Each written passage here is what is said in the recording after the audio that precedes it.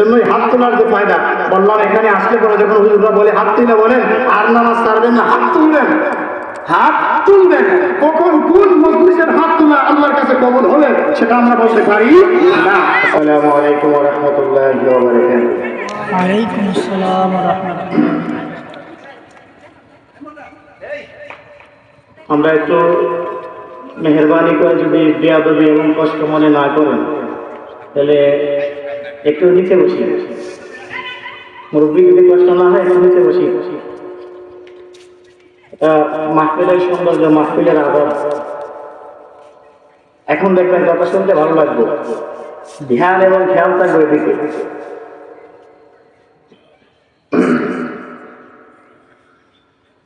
الحمد لله الذي خلق الشمس والقمر بحسبان والنجم والشجر يسجدان الذي خلق الليل لباسا وخلق النهار معاشا الذي خلق الإنسان مكرما ومحسنا وعلم الإنسان بيانا سحرا والصلاة والسلام على سيد الأنبياء والمرسلين وعلى آله وصحبه أجمعين. أما بعد فأعوذ بالله من الشيطان الرجيم. بسم الله الرحمن الرحيم. وما أرسلناك إلا رحمة للعالمين. وقال النبي صلى الله عليه وسلم أنا خاتم النبيين لا نبي بعدي. صدق الله مولانا العظيم وصدق رسوله النبي الأمي الكريم ونحن على ذلك لمن الشاهدين والشاكرين والحمد لله رب العالمين. সবাই মহব্বতের সাথে আমার সাথে পড়েন সুবহানাল্লাহ আলহামদুলিল্লাহ লা ইলাহা ইল্লাল্লাহ সুবহানাল্লাহ আলহামদুলিল্লাহ লা ইলাহা ইল্লাল্লাহ। তুমি বাঁচাও তুমি মারো অবিরত ক্ষমা করো, তুমি বাঁচাও তুমি মারো অবিরত ক্ষমা করো।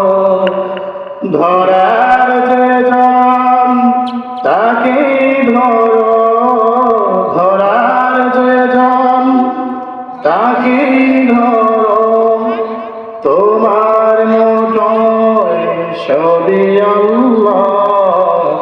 সুবহানাল্লাহ লা ইলাহা ইল্লাল্লাহ সুবহানাল্লাহ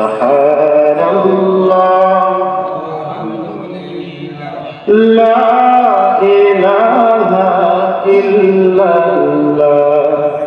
তোমার রিজিকে পরে অবাধ্য হই কেমন করে, তোমার রিজিকে পরে অবাধ্য হই কেমন করে।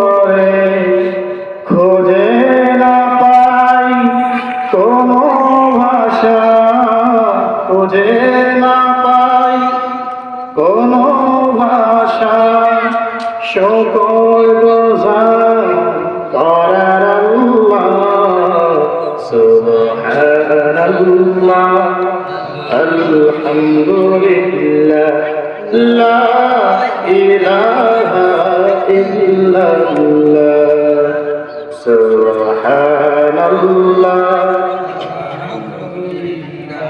লা ইলাহা ইল্লাল্লাহ লা ইলাহা ইল্লাল্লাহ মুহাম্মাদুর রাসূলুল্লাহ সাল্লাল্লাহু আলাইহি ওয়াসাল্লাম সাল্লাল্লাহু আলাইহি ওয়াসাল্লাম সাল্লাল্লাহু আলাইহি ওয়াসাল্লাম। আলহামদুলিল্লাহ, বরুণা দক্ষিণ পাড়া মৃত ব্যক্তিদের রুহের মাগফিরাত কামনায় এক বিরাট ওয়াজ ও দোয়া মাহফিলের চলমান অধিবেশনের সম্মানিত সভাপতি, প্রধান অতিথি সহ বিশেষ অতিথিবৃন্দ ও আমন্ত্রিত ওলামায়ে কেরাম, উপস্থিত অত্র অঞ্চলের অত্র মহল্লার সম্মানিত মুরব্বিয়ানে কেরাম, জাতির বিবেক, জাতির রাহবার, সম্মানিত হযরত উলামায়ে কেরাম, পর্দার আড়ালে অবস্থান করে শ্রবণরতা আমার প্রাণ প্রিয় শ্রদ্ধেয়া মা ও বোনেরা, প্রথমে মহান আল্লাহ রাব্বুল আলামিনের অসংখ্য অগণিত শুকরিয়া আদায় করি যে আল্লাহ রাব্বুল আলামিন আজকে আমাকে আপনাদেরকে জমিনের উপরে আসমানের নিচে, জমিনের উপরে আসমানের নিচে আল্লাহ তাআলার কাছে সবচাইতে প্রিয় স্থান মসজিদ এবং কোরআনের আলোচনা যেখানে হয় সেই জায়গা। এতে কি কোনো সন্দেহ আছে? মসজিদ এবং যেখানে কোরআন ও হাদিসের আলোচনা হয় সেই সমস্ত জায়গা। তো এমন একটা দামি জায়গায় আল্লাহ তাআলা আপনাকে আমাকে বসার তৌফিক দিয়েছে, যে জায়গাকে পৃথিবীর সবচাইতে দামি জায়গা বলা হয়েছে। এতে আমরা রাজি না? এতে আমরা খুশি না বেজার? খুশি। খুশি। কোন মানুষ যখন খুশি হয় তখন সে উৎফুল্ল হয়ে তার আওয়াজ তো অনেক উঁচু হয়, তাই না? অনেক উঁচু হয় না? তাহলে উচ্চ আওয়াজে শরীরে যতটুকু শক্তি আছে সব শক্তি উজাড় করে হৃদয়ে নিংরানো শব্দ দিয়ে প্রেম আর ভালোবাসা মাখিয়ে আল্লাহ তাআলার শুকরিয়া আদায় করে উচ্চ আওয়াজে একটু বলেন তো আলহামদুলিল্লাহ। আবার বলেন আলহামদুলিল্লাহ। নারে তাকবীর, নারে তাকবীর। দ্বীন ইসলাম, দ্বীন ইসলাম। আলহামদুলিল্লাহ, আমরা মানুষ হয়তো অল্প, যদি আজকে গানের আসর হইতো, যদি কোনো জাহান্নামের যাওয়ার উপক্রম এখানে তৈরি হইতো, যেসব জানাদার মেয়েরা জাহান্নামের সার্টিফিকেট দেয়, এইসব মেয়েদেরকে যদি আজকে নিয়ে আসা হইতো তাহলে হয়তো এই মাঠ কেন এর চেয়ে কয়েক গুণ বড় মাঠেও আমরা জায়গা দিতে পারতাম না, তাই আছে না? হ্যাঁ, ঠিক। তো আল্লাহ তাআলা সংখ্যা দেখে না যে 100 জন বসে আমাকে ডাকতেছে না একজন বসে ডাকতেছে, ওইটা আল্লাহ দেখে না। আল্লাহ তাআলা দেখে কোথায়? হৃদয়ে, হৃদয়ে কি আছে আমার। যদি আমি একজন হই আর আমার ভিতরে ইখলাস থাকে, আল্লাহ পাকের প্রেম আর ভালোবাসা থাকে, আল্লাহ তাআলা বলেন বান্দারে পৃথিবীর সব মানুষ যদি একদিকে চলে যায় আর তুমি একাই যদি একদিকে থাকো আর আমার ভালোবাসা নিয়ে থাকো, আমি আল্লাহ ওয়াদা দিলাম ওই সমস্ত মানুষের মোকাবেলায় তুমি একজনকেই আমি বিজয়ের মালা পরিয়ে দেব। সুবহানাল্লাহ। তো আল্লাহ পাক, হয়তো আমরা এখানে মানুষ অল্প কয়েকজন, বাকি আল্লাহ তাআলার কাছে আমাদের দাম সেই জাহান্নামী মানুষদের থেকে, কোটি কোটি লক্ষ লক্ষ মানুষদের থেকে অনেক বেশি। নাযালাত আলাইহিমুস সাকিনা, যেখানে কোরআনের মজলিস বসে, কোরআনের আলোচনা হয়, যেই সব বান্দারা ছাতক পাখির মতো নীরব স্তব্ধ থেকে শুধু কোরআনের আলোচনাগুলো শুনে আর বোঝার চেষ্টা করে, আল্লাহ তাআলা বলেন আমি তাদেরকে আমার রহমতের ফেরেশতা দিয়ে বেষ্টন করে দিই। সুবহানাল্লাহ। ছোট্ট কোনো বাচ্চাকে যদি মা অথবা বাবা বিপদ আসার সময় সুন্দর করে এভাবে বুকের সাথে জড়িয়ে নেয়, তো ওই ছোট্ট বাচ্চার বিপদে পড়ার কি কোনো আশঙ্কা থাকে? কোনো আশঙ্কা থাকে না, তার কোনো চিন্তা থাকে না। কারণ তার এই পৃথিবীতে সবচেয়ে ভরসার জায়গা মা এবং বাবা তার বুকে তাকে জড়িয়ে রেখেছে, তার কোনো চিন্তা কোনো টেনশন থাকে না। আল্লাহ তাআলা বলেন, বান্দারে যখন তোমরা আমার কোরআনের মজলিসে বসে যাও, যখন আমার কোরআনের আলোচনা শুনতে তোমরা বসে যাও, দুনিয়ার সমস্ত কর্মব্যস্ততা বাদ দিয়ে মনে রেখো আমি আল্লাহ তাআলা তোমাদেরকে সেই মা বাবার মতো আমি আল্লাহ রাব্বুল আলামিনের রহমতের চাদর দিয়ে আবৃত করে নেই। তাহলে আমাদের তো আর ভয়ের বিপদের কোনো টেনশন নেই। এখানে যদি মৃত্যু হয়ে যায়, এখানে বসা অবস্থায় যদি মৃত্যু হয়ে যায়, আলহামদুলিল্লাহ আলহামদুলিল্লাহ সুম্মা আলহামদুলিল্লাহ। এমন মৃত্যু কয়জনের ভাগ্যে হয়? কারণ মরতে দেরি হবে, আল্লাহ পাক জান্নাতের ফায়সালা করতে বিন্দু পরিমাণ দেরি করবে না। কাজী ইয়াহইয়া ইবনে হাসান সাইফি একজন প্রসিদ্ধ মুহাদ্দিস ছিলেন, অনেক বড় মুহাদ্দিস। উনি মৃত্যুর আগে ওনার সাথীদেরকে ওসিয়ত করলেন, ছেলে মেয়েদেরকে বলে গেলেন যে বাবারা, আমার মৃত্যুর পরে এই যে আমার দাড়ি, এটা তো এখনো পাকে নাই, সাদা হয় নাই, এটা কালো। তোমরা মৃত্যুর পরে আমার দাড়িটাকে একটু সাদা খেজাব দিয়ে, সাদা রং দিয়ে একটু সাদা বানায় দিয়ে। তো সবাই জিজ্ঞাসা করলো কেন এটা করবো কেন? কই কেন তো আমার ভিতরে জানাই আছে, কেন তোমাদেরকে বলতে হবে না, যে কাজ করতে বলেছি সেটাই করবে। এরপরে তো মানুষ বারবার জিজ্ঞাসা করে কেন কেন কেন। তখন তিনি বললেন, কেন?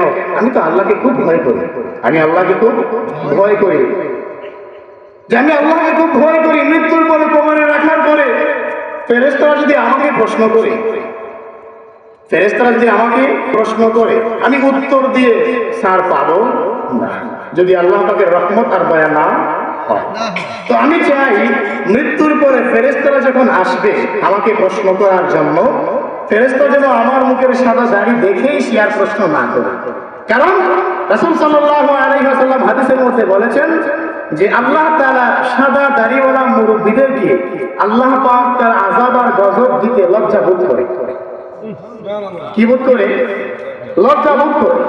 তো আমার বিশ্বাস মৃত্যুর পরে ফেরেশতা যখন আমাকে দেখবে, আমার মুখে সাদা দাড়ি দেখেই বলবে, হায় হায়, এটা তো মুহাম্মদের মুখ, এটা কার লোক? এটা মুহাম্মদের লোক।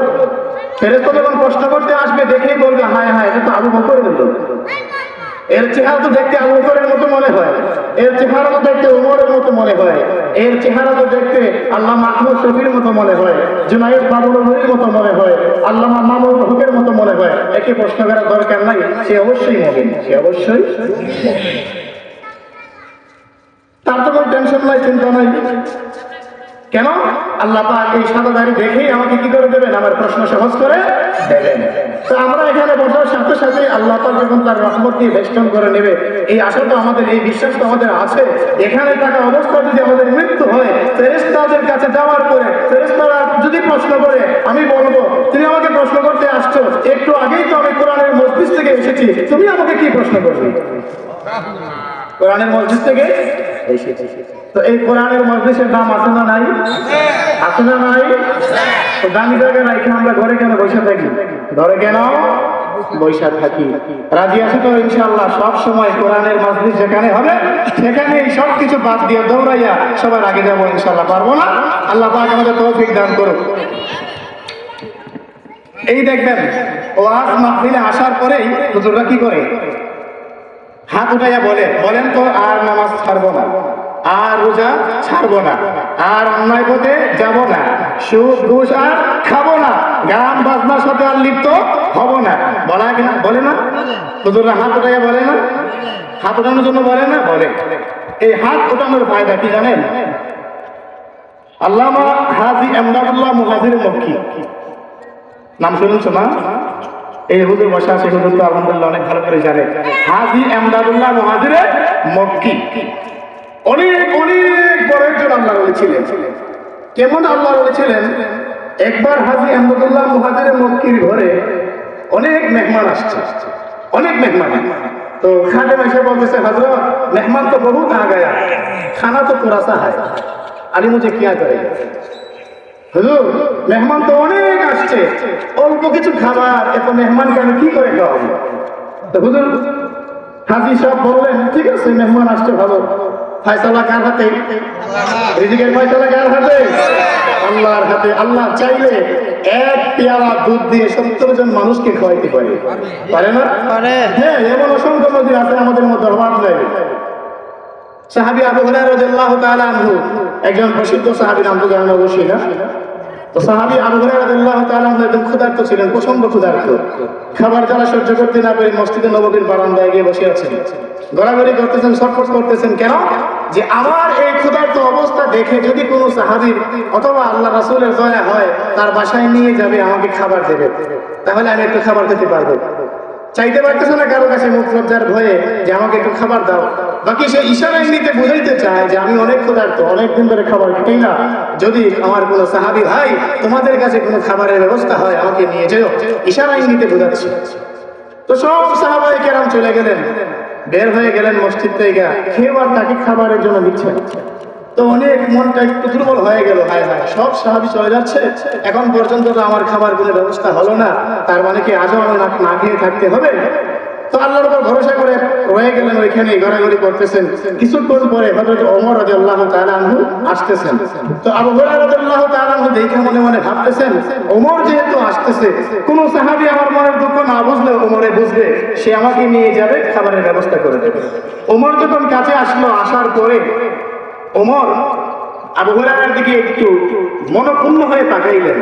একটু বিচলিত হয়ে তাকায় না মানুষ, যখন কোনো মানুষকে বিপদগ্রস্ত দেখে অথবা অসহায় মানুষ দেখে, তখন তাকে সেও একটু অসহায়ের মতো হয়ে যায়। তো ওমর রাদিয়াল্লাহু তাআলা আনহু আবু হুরায়রার দিকে তাকালেন একটু বিচলিত হয়ে, খুব মনঃক্ষুণ্ণ হয়ে। আর ওমর রাদিয়াল্লাহু তাআলা আনহু বোঝালেন আবু বকরকে, আবু হুরায়রাকে, হে আবু হুরায়রা, তোমার মনের অবস্থা আমি বুঝতে পেরেছি, তুমি অনেক দিন ধরে ক্ষুধার্ত, তোমার পেটে খাবার নাই, কিন্তু হে আবু হুরায়রা, আমি কি করব? আমার তো আজকে কয়েকদিন ধরে ঘরে খাবারের ব্যবস্থা নাই। একটু চিন্তা করে ওমর চলে গেলেন। আবু হুরায়রা বুঝতে পারলেন যে ওমরের ঘরে হয়তো খাবার নাই, নয়তো ওমর আমাকে নিয়ে যাইতো। কিছুক্ষণ পরে আবু বকর রাদিয়াল্লাহু তাআলা আনহু আসতেছেন। আবু হুরায়রার ভিতরে এবার আরেকটু আশা জাগলো। ওমর থেকে আবু বকর তো আরেকটু দয়াবান ছিল, দয়ালু ছিল, হয়তো আবু বকর আমাকে তার বাসায় নিয়ে যাবে, একটু খাবারের ব্যবস্থা করবে। আবু বকর কাছে আসলেন, আসার পরে তিনিও একই অবস্থা, উমরের মতো তার থেকে কিছু করে এভাবে ফল করে তাকিয়ে রইলেন। আর বুঝাইলেন, হে আবু হুরায়রা, আমি বুঝতে পেরেছি তুমি অনেক ক্ষুধার্ত, তোমার খাবার নেই, কিন্তু কি করব? আমি আবু বকরের বাসায় তো আজকে কয়েকদিন ধরে খাবারের ব্যবস্থা নেই। কিছুক্ষণ পরে আবু বকর চলে গেলেন। এরপরে আবু হুরায়রা আবার আরেকটু মনঃক্ষুণ্ণ হয়ে গেলেন, মনটা আরো দুর্বল হয়ে গেল। তার মানে কি আজকেও আমার খাবারের ব্যবস্থা হবে না? খাবারের ব্যবস্থা হবে না। এখন তিনি আবার ওই আগের মতোই ঘোরাঘুরি করতেছেন। ইমাম সাহেব সবার আগে বের হয় না পরে বের হয়? মসজিদ থেকে সব মুসল্লি বের হওয়ার পরে ইমাম সাহেব বের হয়। তো সাহাবায়ে কেরামের ইমাম কে ছিলেন বলেন? যে বলেন সাহাবায়ে কেরামের ইমাম কে ছিলেন? আল্লাহ রাসূল। রাসূল সাল্লাল্লাহু আলাইহি ওয়াসাল্লাম। রাসূল সাল্লাল্লাহু আলাইহি ওয়াসাল্লাম সবার শেষে মসজিদ থেকে বের হচ্ছে। আবু হুরায়রা এবার রাসূলকে দেখে তার ভিতরে একটু আশা জাগছে, একটু বড় আকারের আশা, যে সবাই আমাকে না নিতে পারে, না খাবারের ব্যবস্থা করতে পারে, কিন্তু আমার রাসূল আমাকে রেখে যাবে না। আমার রাসূল আমাকে রেখে যাবে না। বলেন না সুবহানাল্লাহ? আরেকটু জোরে বলেন সুবহানাল্লাহ। তো রাসূল সাল্লাল্লাহু আলাইহি ওয়াসাল্লাম কাছে আসলেন, আয়েশা আবু হুরায়রার দিকে তাকালেন আর বললেন, আবু হুরায়রা, তোমার চেহারা দেখে আমি বুঝতে পারতেছি তুমি অনেকদিন ধরে খাবার খাও নাই, তোমার ঘরে খাবার নেই। হে আবু হুরায়রা, ওমর চলে গেছে, আবু বকর চলে গেছে, সব সাহাবায়ে কেরাম চলে গেছে, কেউ তোমার খাবারের ব্যবস্থা করে নাই। মনে মনে ভাবতেছো আমি রাসূল হয়তো ব্যবস্থা করব। রাসূল নিজের কাপড়টা উঠালেন, উঠাইয়া দেখালেন, আবু হুরায়রা দেখো, আমিও কয়েকদিন ধরে খাবার খাই, আমার পেটটাও খালি, পেটে খাবার নাই। তবে হ্যাঁ, খাবারের মালিক তো আল্লাহ, রিজিকের মালিক তো আল্লাহ। আল্লাহ পাক অবশ্যই একটা ব্যবস্থা করবে। আসো বাসায় যাই। আল্লাহু আকবার। বিশ্বনবী নিজে জানে ঘরে খাবার নাই, নিজের পেটেও খাবার নাই, তবু হাত ধরে নিয়ে গেছে। কেন? রিজিকের ফয়সালা কার হাতে? আল্লাহর হাতে। রিজিকের মালিক কে? আল্লাহ। আল্লাহ রাব্বুল আলামিন যাকে চায় তাকে রিজিক বাড়িয়ে দেয়, আর যাকে চায় তার রিজিককে শর্ট করে দেয়, সংকীর্ণ করে দেয়। তো রাসূল সাল্লাল্লাহু আলাইহি ওয়াসাল্লাম বাসায় নিয়ে গেলেন। যাওয়ার পরে বললেন আবু হুরায়রা বসো, দেখি ভিতরে কিছু আছে কিনা। জানে তো কিছুই নাই। তারপরে গিয়ে বিবিকে বলতেছে আয়েশা কিছু আছে ঘরে? আয়েশা বলতেছে ইয়া রাসূলুল্লাহ, কিছুক্ষণ আগে একটা মহিলা 1 কাপ দুধ দিয়ে গেছে আপনার জন্য। সুবহানাল্লাহ বলেন। 1 কাপ দুধ, এটা বলছিলাম না আল্লাহ চাইলে 1 কাপ দুধ দিয়েও 70 জনকে খাওয়াইতে পারে। তো 1 কাপ দুধ নিয়ে আসছেন আয়েশা, এটা রাসূলের হাতে দিলেন। রাসূলের হাতে দেওয়ার পরে রাসূল আবু হুরায়রার কাছে নিয়ে গেলেন। আবু হুরায়রাকে বললেন আবু হুরায়রা, এই 1 কাপ দুধ, এই 1 কাপ দুধ ধরো। হাতে দেওয়ার পরে আবু হুরায়রা মনে মনে খুশি হলেন, হয়তো এই দুধটা আমার জন্যই রাসূল নিয়ে আসছে, আমি খেয়ে ফেলবো। এবার রাসূল বলেন আবু হুরায়রা দাঁড়াও, একটু পরে খাও, আমার আরো কত সাহাবী আছে তোমার মতো না খেয়ে বসে আছে, একটু খুশি নিয়ে আসে। সবাইকে নিয়ে আসে। এরপর রাসূল সাল্লাল্লাহু আলাইহি সাল্লামের আদেশে আবু হুরায়রা চলে গেলেন। যাওয়ার পরে গিয়ে দেখেন ওনার মতো আরো 70 জন সাহাবী আছে যারা না খেয়ে বসে আছে। রাসূল কাইসা বলল ইয়া রাসূলুল্লাহ, আমার মতো তো অনেক সাহাবী, 1-2 করে গুনতে শুরু করলাম, 70 জন হয়ে গেছে। এবার রাসূল বলেন ঠিক আছে সবাইকে নিয়ে আসো। আবু হুরায়রা এবার মনে মনে ভাবলেন হায় এত কষ্ট করে আসলাম খাওয়ার জন্য, রাসূলকে পরে দুঃখটা বোঝাইলাম, রাসূল দুধ দিল, এখন 1 কাপ দুধ তার আবার 70 জনকে দিতে হইব, তা আর খাবো কোথা থেকে?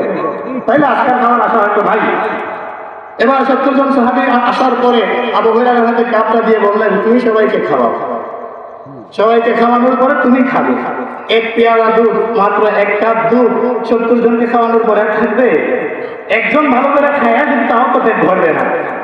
তো রাসূল সাল্লাল্লাহু আলাইহি সাল্লাম বলছেন অবশ্যই এর ভিতরে বরকত আছে, অবশ্যই এর ভিতরে কি আছে? বরকত আছে।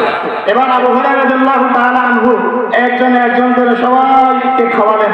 সব সাহাবীকে খাওয়ানোর পরে দুধের পিয়ালা নিয়ে আসলেন রাসূলের কাছে। ইয়া রাসূলুল্লাহ, ইয়া হাবিবাল্লাহ, আমি সমস্ত সাহাবায়ে কেরামকে দুধ খাইয়ে ফেলেছি, এই একটু দুধ অবশিষ্ট আছে। এবার রাসূল বলেন হে আবু হুরায়রা তুমি দুধ পান করো। আবু হুরায়রা বিসমিল্লাহ বলে দুধ পান করা শুরু করলেন। দুধ পান করে আবু হুরায়রা বললেন ইয়া রাসূলুল্লাহ, আমি দুধ পান করে ফেলেছি, এবার নেন আরেকটু খাও। আবু হুরায়রা বলেন আমি আরেকটু খাইলাম। এবার আমি আবার পেয়ালা রাসূলের কাছে দিলাম। রাসূল বলেন আরেকটু খাও। আবু হুরায়রা বলেন ইয়া রাসূলুল্লাহ, আমার তো গর্ব চলে আসছে, আর খেতে পারবো না, তবুও আমি আরেকটু খাইলাম। 3 বার খাওয়ার পরে রাসূলের হাতে যখন পেয়ালা আমি দিলাম, যেমন প্রথমে আমার রাসূল আমার হাতে পেয়ালা ভর্তি দুধ ভর্তি পেয়ালা দিয়েছিলেন, খোদার কসম করে বলি 70 জন সাহাবী খাওয়ার পরে আমি আবু হুরায়রা 3 বার খাওয়ার পরে রাসূলের হাতে যখন পেয়ালা দিয়েছি, দুধের কাপ দিয়েছি, আমি তাকাইয়া দেখি প্রথম যেরকম দুধ ছিল এখনো ঠিক ওই রকম দুধই আছে, 1 ফোঁটা দুধও কমে নাই। আল্লাহ পাক চাইলে অল্পতেই রিজিক বাড়াইয়া দিতে পারে কি পারে না? পারে কি পারে না? বলছিলাম যে হাত তোলার ফায়দা কি? হাজি আহমদুল্লাহ মুহাজির মক্কির কাছে আসছে, খাদিম বলতেছে হে আমার হযরত, আমার বাসায় আপনার বাসায় তো অনেক মেহমান আসছে, খাবার তো অল্প, কিভাবে খাওয়াবো? হাজি সাহেব বললেন ঠিক আছে সমস্যা নাই, রিজিকের মালিক তো কে? আল্লাহ। অবশ্যই আল্লাহ পাক রিজিকের ব্যবস্থা করে দেবে। মেহমান যেহেতু আল্লাহ পাঠাইছে, খাবারও তো আল্লাহই দেবে। খাবার কে দেবে? আল্লাহই দেবে। এবার হযরত সাহেব তার মাথার রুমাল খুলে খাদিমকে বললেন এই রুমাল নিয়ে যাও, আমি আসার পর্যন্ত খাবার খুলবে না, এটা দিয়ে ঢেকে রাখবে, রুমাল দিয়ে ঢেকে রাখবে, আমি আসার পরে খুলবা। তো হাজী সাহেব যাওয়ার পরে খাদিমকে বললেন ঠিক আছে একটু ফাঁকা করো। ফাঁকা করার পরে ডান দিক থেকে বিসমিল্লাহ করে খাবার নিচ্ছেন আর দিচ্ছেন যে যাও তুমি খাবার দিয়ে আসো, সবাইকে পরিবেশন করো। তো উনি খাবেন, সবাইকে খাবার দিচ্ছে। সবাইকে খাওয়ানোর পরে পাতিলের কাছে আসার পরে হযরত বললেন এবার ঢাকনা উঠাও। যখন ঢাকনা উঠাইলো, আল্লাহর কসম করে বলি ঢাকনা উঠানোর পরে ওই খাদেম বলতেছে আমি তাকাইয়া দেখি প্রথম যেভাবে ধোঁয়া উঠতেছিল ঠিক ওই রকম ভাবে সব খাবার রয়ে গেছে, এখনো ধোঁয়া উঠতেছে। আল্লাহ পাক চাইলে অল্পতেই বরকত দিতে পারে কি পারে না? অল্প তেলে মশমশা ভাজা, আপনারা জানেন না? অল্প তেলে মশমশা ভাজা আল্লাহ পাক চাইলে বারাকাত। আল্লাহ পাক যদি বরকত বাড়ায়া দেয় অল্পতেই অনেক কিছু হয়ে যায়। এই যে বলছিলাম যে হাজী আহমদুল্লাহ মুহাজির মক্কির কাছে এই এত সব খাবার আসে, এত সব মানুষ আসার পরে অল্প খাবার দিয়ে সবাইকে খাইয়ে ফেললেন। এই মাহফিলে আসার পরে হাত তুললে কি ফায়দা? শুধু হাজী আহমদুল্লাহ মুহাজির মক্কি কেমন মানুষ ছিলেন একটা ঘটনাটি বুঝাইলাম। এবার হাত তুললে কি ফায়দা হয় একটু শুনেন। হাজী আহমদুল্লাহ মুহাজির মক্কি ওয়াজ করতে যাবে মনে করেন এখান থেকে 1-2 কিলোমিটার দূরে। তো ওইখানে এক পরিবারে একটা লোক ছিল, ভদ্রলোক, খুব খারাপ ছিল, নামাজ রোজা কিচ্ছু করতো না, সারাদিন গুনাহের কাজ করতো। তো তার স্ত্রী ছিল খুব ভালো পরহেজগার, আছে না এমন বাড়িতে জামাই নামাজ পড়ে না, রোজা রাখে না, সারাদিন মদ টদ খায়, জুয়া খেলে, বেটিবাজি করে, গান বাজনা নিয়ে ব্যস্ত থাকে, বাসায় এসে বউরে পিটায়। বউ আবার ভালো নামাজ টামাজ পড়ে, আছে না এমন বউ? সবসময় দোয়া করে, হে আল্লাহ আমার জামাইটাকে তুমি ভালো করে দিও, হে আল্লাহ আমার জামাইটাকে তুমি তোমার প্রতি ফিরে নিয়ে এসো, রাসূলের সুন্নাত মতো চলার তৌফিক দিও। এমন বউ আছে না? অবশ্যই আছে। তো ওই বেচারার স্ত্রী, বউটা খুব ভালো ছিল, সবসময় দোয়া করতো আল্লাহ তাআলার কাছে, হে আল্লাহ তুমি তাকে একটু ভালো করে দিও, যেন সে একটু ভালো হয়ে যায়, যেন ভালো খারাপ পথ ছেড়ে দিয়ে ভালো পথে চলে আসে। তো হাজি সাহেব ওয়াজ করতে যাবে ওই গ্রামে, তো ওয়াজ করতে যাবে, ওই মহিলা শুনছে যে আজকে হাজী আমদাদুল্লাহ মুহাজির মক্কি আসবে, এই যে আজকে এখানে ওয়াজ মাহফিল হচ্ছে, বড় বড় আলেমরা আসবেন, ওয়াজ করবেন, বাসা বাড়ি থেকে মা বোনরা জানে না, আপনাদেরকে অনেকেই বলছে না এই যাও একটু ওয়াজ শুনে আসো, বলে না এমন? তো এরকম ভাবে জামাইকে বলতেছে, ও জামাই সারা জীবন তো গুনাহের কাছে করতেছো, এদিক সেদিক দৌড়াদৌড়ি করো, মদ গাঁজা খাও, আজকে অনেক বড় একজন আল্লাহর ওলি আসবে, দয়া করে একটু ওয়াজ শুনতে যাও, একটু ওয়াজ শুনতে যাও। তো ওই লোক বলতেছে আমার ওয়াজ শুনতে ভালো লাগে না। তো কেন?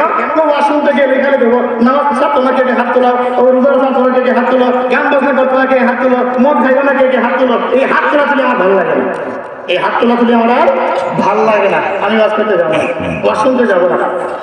তো স্ত্রী কাকুতি মিনতি করে বলছে, বারবার যাও, তোমার কাছে আমি কিছু চাই না, এই জিনিসটা চাই না, একটু যাও কষ্ট করে। কারণ স্ত্রী তো জানে যে এই লোক আসতেছে, ওই লোকের নেক নজর যদি আজকে পয়রা যায় আমার জামাইয়ের উপরে, হয়তো আল্লাহ তাআলা ওই নেক নজরের উসিলায় তাকে ভালো করে দেবে। তো কাকুতি মিনতি করে পাঠাইছে, যাও যাও যাও একটু অশ্বিনে আসে। ঠিক আছে আমি যাবো, তবে যদি হাত তুলতে বলেন হাত তুলবো না, ওয়াদাও করবো না। তো ঠিক আছে কিচ্ছু করতে পারো, তুমি যাও, শুধু অশ্বিন দিয়ে। তো ওই লোক এসে গিয়ে আওয়াজ শুনতেছে, তো যেমন কত তেমন কাজ, ওদের শেষ পর্যায়ে এসে হুজুর বলতেছে হাত তোলো, আজকে পড়তে এখন নামাজ পড়বা না। সবাই হাত তুলতে, হাত তুলতেছে না। জিজ্ঞাসা করলো কেন তুমি হাত তোলো না? আমি হাত তুলবো না, আমার বউরে বয়ে আইছি, আমি ওয়াজে আসতে চাই নাই, আমার বউজুর করে পাঠাইছে, আমি আমার বউকে বলছি আমি যাবো, কিন্তু হাত তুলবো না, কারণ হাত তুলে নামাজ পড়তে হইব, হাত তুললে নামাজ পড়তে হইব। তো হুজুর বলতেছে যে ঠিক আছে তোমার কথা মানলাম, তুমি হাত তুলো, নামাজ পড়তে হইব না, তুমি হাত তোলো, নামাজ পড়তে হবে না। কেন? যখন কোনো বান্দা হাত তুলে আল্লাহকে দেখায় ওয়াদা করে, হে আল্লাহ আমি গুনাহের পথ ছেড়ে দিলাম, আজকের পর থেকে আমি তোমার পথে আবদ্ধ থাকবো, তোমার হুকুম মেনে চলবো, এই আমি হাত তুলে ওয়াদা করলাম, তখন কেমন জানি মনে হয় আল্লাহ তাআলা ওই ব্যক্তির হাতে প্রতি হাত দিয়ে ধরে থাকেন। হাজী আমদাদুল্লাহ মুহাজিরের কি বলতেছে, ঠিক আছে তোমার নামাজ পড়তে হবে না, তুমি শুধু হাত তুলো, তুমি শুধু হাত তুলো। তো ওই লোক হাত তুলছে, তুলে ওয়াদা করছে, ওয়াদা করে বাসায় গেছে। বাসায় ওয়াজ তো মোটামুটি 10টা 11টার ভিতরে শেষ হয়ে যায়, সর্বোচ্চ 12টা। তো বাসায় চলে গেছে, ঘুমাইছে, ফজরের আযান হয়েছে, ঘুমাইয়া গেছে। আল্লাহু আকবার। ফজরের আযান হয় না, তারপরে ঘুম ভেঙে গেল। ঘুম ভাঙার পরে বউকে বলতেছে, এই বউ এদিকে আসতো, কি হয়েছে? কই যে আমার হাত চুলকাইতেছে, মুখ চুলকাইতেছে, পা চুলকাইতেছে। আল্লাহু আকবার। তো মুখ চুলকায়, হাত চুলকায়, দেখি কোন জায়গায় চুলকায়, ওই যে এখান থেকে এতটুকু চুলকায়, এতটুকু চুলকায়। মুখ চুলকায় কোথায়? ওই যে এতটুকু চুলকায়, এর বাহিরে আর চুলকায় না। অর্থাৎ অজু করতে যেই সব জায়গা ভিজে, ওই সব জায়গা শুধু চুলকাইতেছে। তখন বউয়ের মলম টলম লাগাই দিচ্ছে, চুলকানো তো আর কমে না। পরে বলতেছে ঠিক আছে কাজ করো, তোমার একটা ওষুধ বলে দেবে। কি ওষুধ? তুমি একটু ঠান্ডা পানি দিয়ে ওষুধ করো, ঠান্ডা পানি দিয়ে ওষুধ করলে চুলকানো বন্ধ হয়ে যাবে। তো হাসা কথা কইছ, সত্য বলছি, যাও ঠান্ডা পানি দিয়ে ওযু করো, দেখো চুলকানো বন্ধ হয়ে যাবে। তো ওই বেচারা ঠান্ডা পানি দিয়ে ওযু করছে, যখন বিসমিল্লাহ বলে এতটুকু দোয়া শুরু করছে, আল্লাহ পাকের কি কুদরত, এখানে চুলকানো বন্ধ হয়ে গেছে। যখন মুখে পানি ঢালা শুরু করছে, মুখের চুলকানো বন্ধ। যখন কনুই পর্যন্ত দোয়া শুরু করেছে, কনুই পর্যন্ত চুলকানো বন্ধ। যখন পা দোয়া শুরু করছে, তখন পায়ের চুলকানো বন্ধ। এখন ঘরে এসে বউয়ের মতো যে, বউ সত্য কথাই তো বলছো, এটা তো ওষুধের চাইতে বেশি কাজ করছে, আমার চুলকানো বন্ধ হয়ে গেছে। ফায়সালা কার হাতে? ফায়সালা কার হাতে? আমি আপনি চাইলেই তো কাউকে হেদায়েত দিতে পারবো, হেদায়েতের মালিক কে? আল্লাহ। এবার ওযু করে আসতে ঠান্ডা পানি দিয়া বউয়ে বলতেছে, এত কষ্ট করে যদি ওযুটাই করছো, দুইটা রাকাত নামাজ পড়াই নাও। মনে মনে ভাবতেছে ঠিকই তো কইছে, কষ্ট করে যদি ওযুই করছি, ঘুম নাই যায় গেছে, নামাজটাই পড়া যায়। ওয়াদা করছিল নামাজ হাত তুলবো, নামাজ পড়বো না, হাত তুলবো, নামাজ পড়বো না। আর আল্লাহর ওলির মনে তো আসলে একটা জিনিস, যেখানে হাত তুলে ওয়াদা করবো, আল্লাহ তো দেখতেছে, আল্লাহ পাক কবুলের মালিক, অবশ্যই আল্লাহ কবুল করে নেব। আল্লাহ পাক কবুল করে নিছে, নামাজ পড়ে ফেলছে। এই জন্যই হাত তোলার যে ফায়দা বললাম, এখানে আসলে পরে যখন হুজুররা বলে হাত তুলে বলেন আর নামাজ ছাড়বেন না, হাত তুলবেন, হাত তুলবেন, কখন কোন মজলিসের হাত তোলা আল্লাহর কাছে কবুল হবে সেটা আমরা বলতে পারি না। অবশ্যই আল্লাহ পাক হয়তো যদি আমার কপালে হেদায়েত থেকে থাকে, যদি আল্লাহ পাক আমাকে দয়ার দৃষ্টিতে দেখে, মায়ার দৃষ্টিতে দেখে, হয়তো আজকের মাহফিলে হাত তোলা ওয়াদা করার পরেই আমার জীবনে যে গুনাহের পথ ছিল ওইটা ছেড়ে দিয়ে ভালো পথে চলার, ভালো পথে আল্লাহ পাককে ডাকার ব্যবস্থা করে দেবে আল্লাহ পাক। ঠিক আছে না ইনশাআল্লাহ? ইনশাআল্লাহ।